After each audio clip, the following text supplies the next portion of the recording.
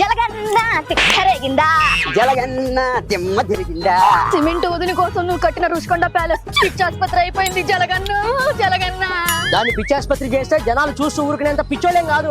జనాలే మనల్ని పిచ్చి సైకోలానికి 151 కాస్త 11 చేశారు. పాపం జలగన్న టబ్బాతులో జలకాలాటలలో